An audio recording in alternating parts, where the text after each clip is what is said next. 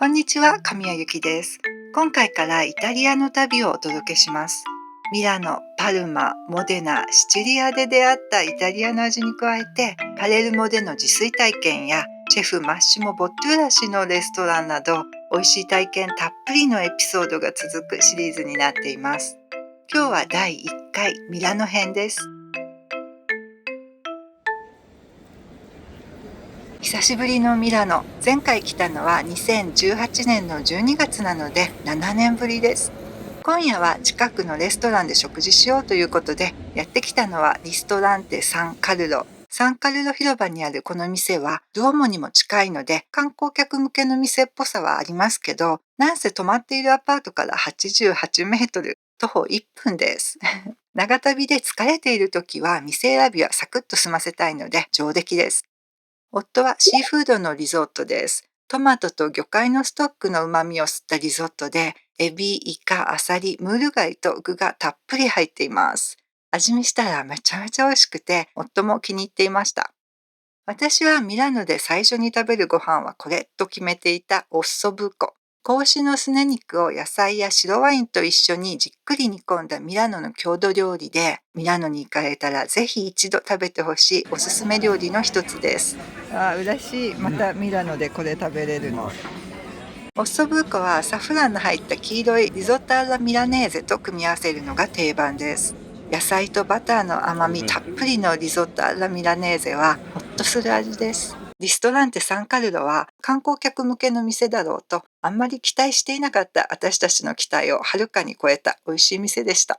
お値段はオッソブーコにリゾットアラミラネーゼがついて34ユーロということで高めなのかなと思ったんですけど、後日行った店2軒は32ユーロと36ユーロ。ドゥオモ周辺の他の店もだいたい35ユーロ前後が相場っぽかったです。あと、夫のシーフードリゾットなんですけど、こういったリゾットは最低2人分頼まないといけない店が多いんですけど、この店は1人分でオーダーできたので、その点も良かったです。ごちそうさまでした。美味しい料理とワインをいただいたところで、夜のミラノをちょっと散歩してみます。行こうか、せっかくだから。晴れてるし。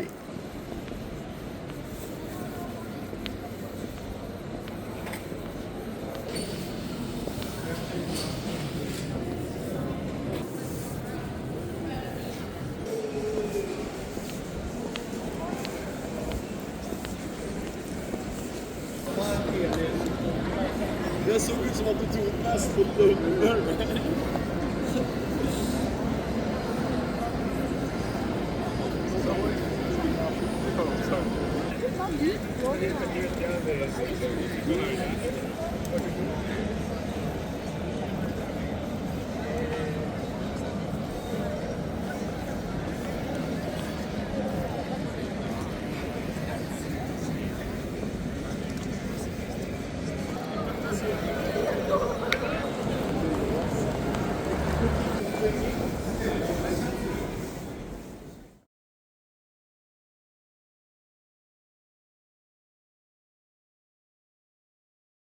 日目の朝ごはんはサンカルロ広場のカフェに行ってみました。広場を挟んで昨夜行ったリストランテの向かいにあるカフェで、どうやらリストランテの姉妹店のようです。朝ごはんといってもとっくに12時を過ぎています。私たちヨーロッパに到着して最初の数日はいつも時差ボケがかなりひどいんです。カフェの店内は暗めで狭くてテーブルも小さめなんですけど、さすがミラノですね。お客さんの大半が男女ともおしゃれで映画に出てくるような雰囲気です。店は1時を過ぎると混み出して、あっという間に1階も2階も満席になりました。頼んだのはピスタチオのクロワッサンと、私はアメリカーノ、夫はエスプレッソドッピオです。エスプレッソドッピオはダブルエスプレッソですね。コーヒーとクロワッサンだけなのでバールで立ち飲みでよかったんですけど、イタリアが久しぶりすぎてテーブルとバールで値段が違うことをすっかり忘れていました。テーブル席でとつい言ってしまったのは夫ではなく私です。で、テーブル席のコーヒーいくらだったと思いますか？アメリカーノは4.5ユーロ、約825円。ダブルエスプレッソは7ユーロで約1280円でした。ダブルエスプレッソ7ユーロには正直ちょっと引きました。バールはとても混んでいたので、雰囲気のいいテーブル席でゆっくりできたのは良かったんですけど、イタリアでコーヒーだけならバール一択ですね。ねちねちちょっと食べてみる？まあいいよ、ちょっ大丈夫。とかかってて、ピスタチオのクリームが入ってる、美味しい。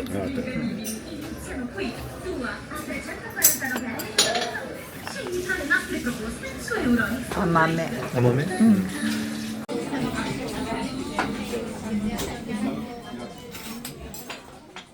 カフェの後は散歩がてらスーパーへ買い物に出かけました。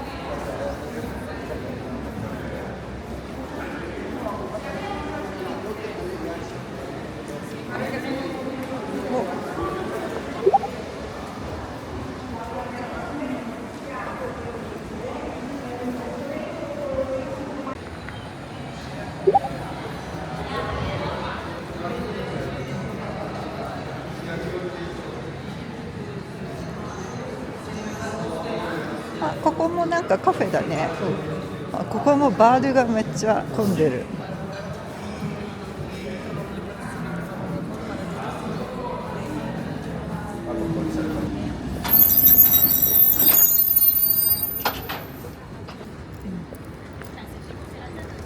20分くらい歩いてやってきたのはラ・エッセというスーパーです。エッセルンガというイタリアの老舗スーパーの小型店舗ということで、入り口にあるカフェはほぼ満席ですね。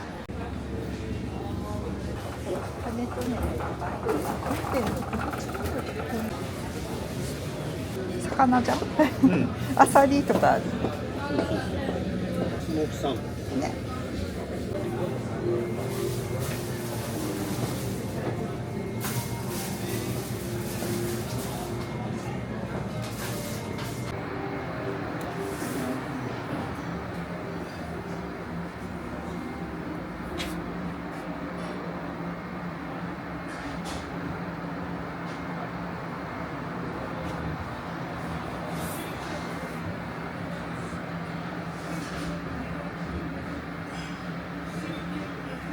昨日のリゾットに使われていたカルナローリ米がありますね。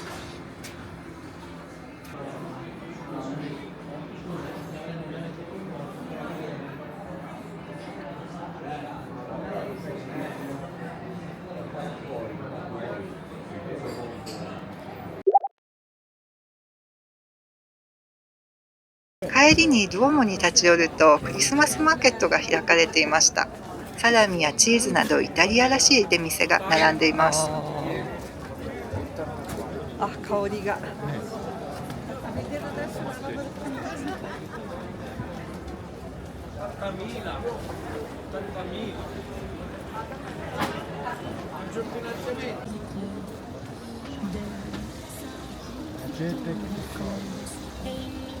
il telefono si vede, vedi?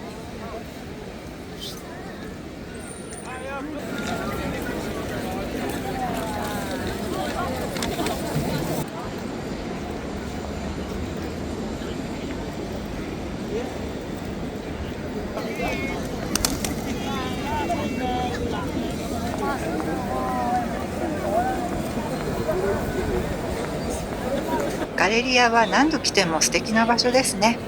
美しいアーケードにレストランや高級ブランドのショップが並んでいます。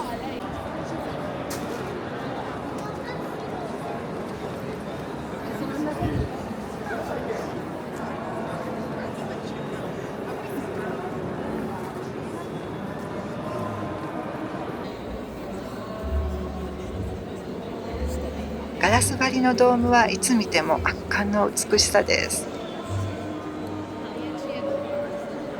ドームの下にはモザイクで紋章が書かれていて、中央の赤字に白い十字がイタリア王国の紋章。これはローマの紋章ですね。ローマ建国神話に登場するカピトリーノのメス狼とロムヌスとレムスの双子たちが書かれています。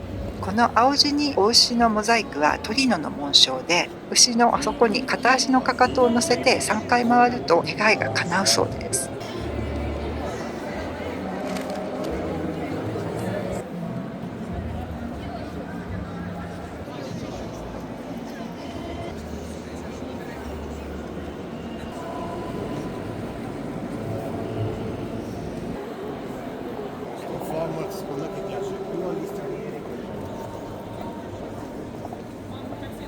ガレリアから路地に入るとめっちゃ行列のできている店がありました。この店はパンゼロッティという揚げパンを売るルイニというお店です。メニューにはトマトとモッツァレラやハムとモッツァレラなどお惣菜系とフルーツやチョコレートなどのデザート系がありますね。さっきクロワッサンを食べたばっかりだったのでパスしたんですけど、長期で滞在する時にはぜひ一度食べてみたいです。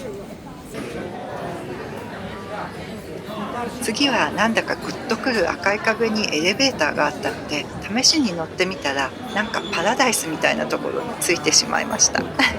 もう散歩が楽しすぎてなかなかアパートにたどり着きません。ここはラ・リナシェンテというデパートの最上階にあるフードホールです。パネットーネやオリーブオイル、バルサミコ酢、ワインなど綺麗なパッケージの高級そうな食品が輝いています。回転寿司やバーもありますね。ケーキ屋さんがめちゃめちゃ美味しそうです。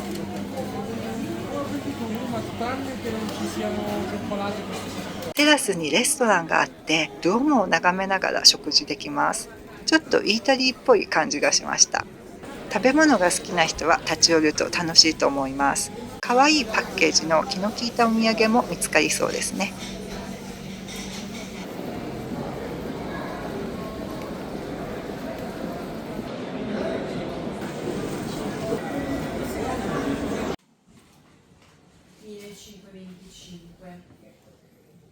今日スーパーで買ったものです。生ハムはトスカーナ地方のプロシュートです。袋に入ったパンのようなものはグリッシーニを平べったく焼いたようなものです。結構硬くてサクサク感はありませんでした。あとはマロングラッセとチョコとヘーゼルナッツのウエハース、そしてパンドロのミニバージョンパンドリーノです。ではコーヒーを入れておやつ休憩です。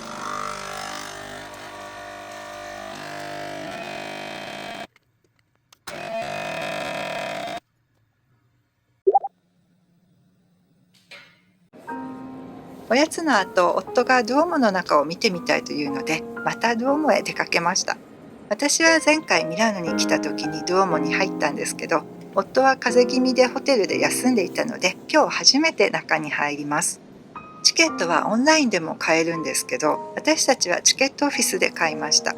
チケットオフィスはドーム広場からドームを見て右側にあります。チケットにはいろいろな種類があって、大聖堂入場のみの他にも大聖堂と屋上テラスがセットになったものなどいくつかあります。私たちは大聖堂のみにしました。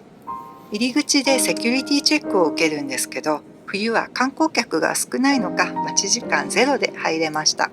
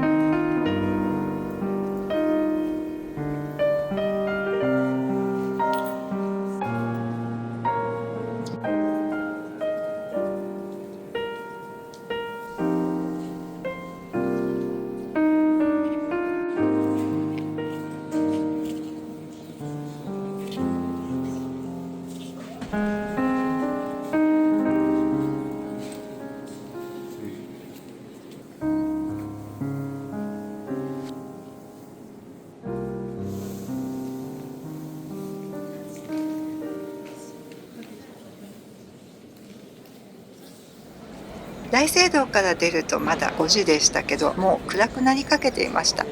建物がライトアップされて昼間とは違う美しさです。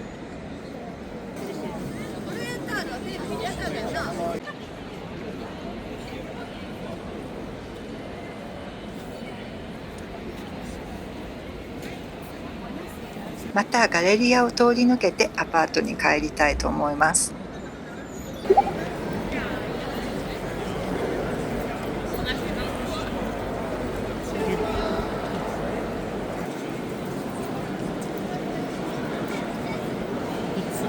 ね。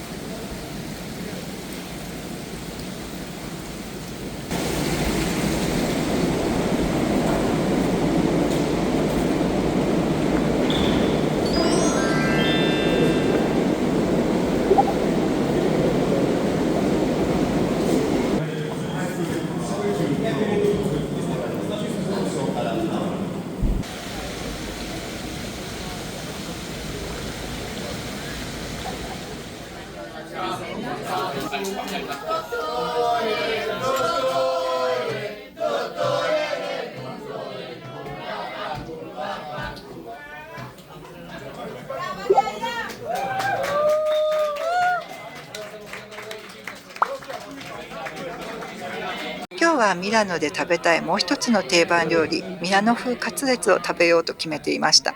夫はオッソブーコ。この店のはデミグラスっぽい滑らかなソースでなかなか美味しかったです。私のミラノ風カツレツは骨付きの子牛肉を細かな粒子のイタリアのパン粉の衣をつけて揚げ焼きにしてあります。子牛肉のカツレツということでウィンナーシュニッツェルっぽいんですけど、ミラノ風は肉を叩かないと聞いたことがあります。叩いていないけれどとても柔らかいし大きいです私の手のひら2つ分はありそうです。味付けは塩とレモンだけ。これにバターのコクと甘さが加わってシンプルなのに癖になる美味しさです。付け合わせはエスカロールとケイパー、オリーブ、松の実をくたっと炒めにしたもので、みかんの甘酸っぱさがアクセントになっていました。これが見た目をはるかにしのぐ美味しさで、カツレツと味の相性もいいし、カツレツの衣のサクッとドライな食感と野菜のウェットな食感のコントラストがとても良くて感心しました。この店はブルラジオ・ドゥオモという名前のトラットリアです。ドゥオモ周辺でミラノ風カツレツの美味しい店を調べてたどり着いたんですけど、ミラノ市内に以前からあるトラットリア・ブルラジオの支店のようです。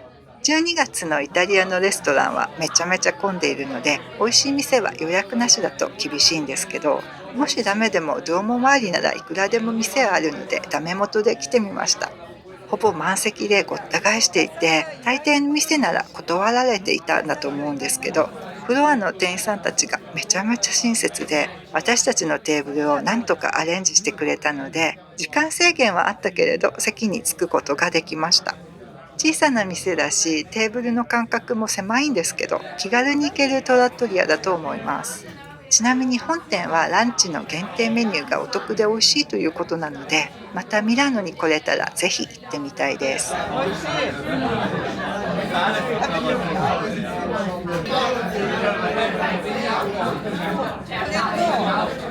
れペーパーの大きいのなんですけど、これと野菜と一緒に食べてめっちゃ美味しいです。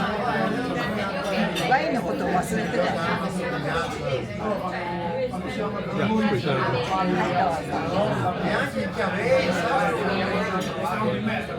すごいジューシーね。熱いけど柔らかい。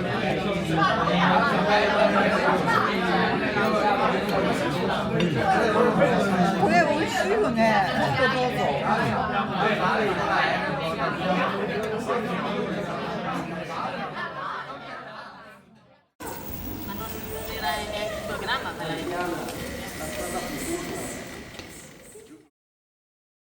3日目の朝5時半を過ぎたところです。めっちゃ早起きなわけなくて、時差ボケで結局眠れず諦めて起きたところです。昨日スーパーで買ったパンドリーノとコーヒーで朝ごはんにしたいと思います。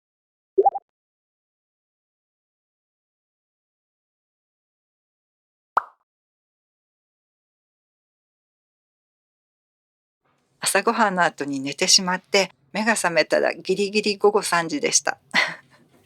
昨日は日中たくさん歩いたし、日光も浴びていたんですけど、このざまです。時差ボケ対策には太陽をたくさん浴びるといいとか言いますけど、私の体内時計どれだけ頑固なんでしょうね。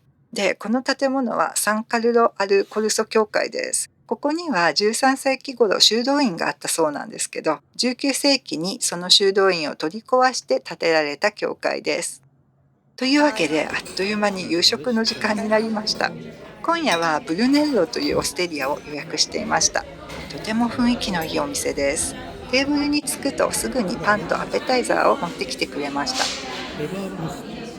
レバームスとなんかこのクリームみたいな上のこれなんだろう、食べてからの楽しみかでパンとグリッシーニ、いいな、すごくいい感じ。どれどれ、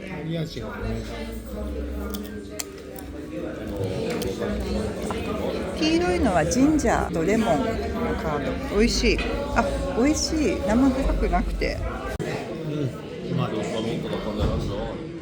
自家製だろうね。美味しい。夫が頼んだのはミラノ風カツレツです。この店のミラノ風カツレツはガンベロロッソで賞を取った実力派なんです。ところで、ガンベロロッソって聞いたことありますか？ガンベロロッソはイタリアでワインの格付け本やレストランガイドを出している出版社です。イタリアのミシュランと言ってもいいかもしれませんね。イタリアグルメ界が認めるミラノ風カツレツ、洗練されたプレゼンテーションなのと、タルタルソースで味の変化を楽しめて、こちらも美味しかったです。私が頼んだのはエビのタルタルのスパゲッティです。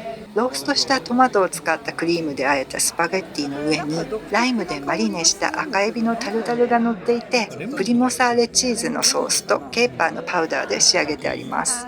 ネトネトで甘いエビの旨味とローストされてパワー炸裂しているトマトの旨味、それに主張しすぎないプリモサーレチーズの旨味が大きな皿の中で混ざり合うめちゃめちゃ美味しいスパゲッティでした。エビは生のタルタル、美味しい。でトマトのクリーム、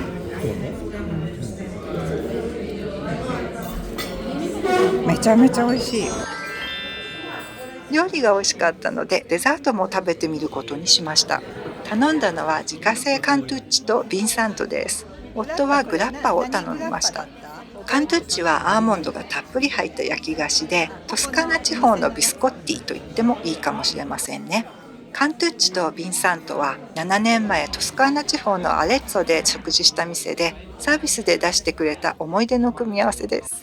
カントゥッチをビンサントに浸しながら食べていると7年前の思い出も蘇ってダブルで美味しい幸せなデザートでした。オステリア・ブルネッロはとても素敵なお店でした。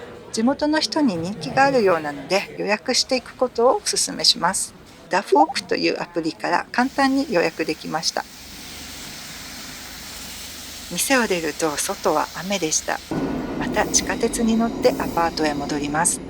おやすみなさい。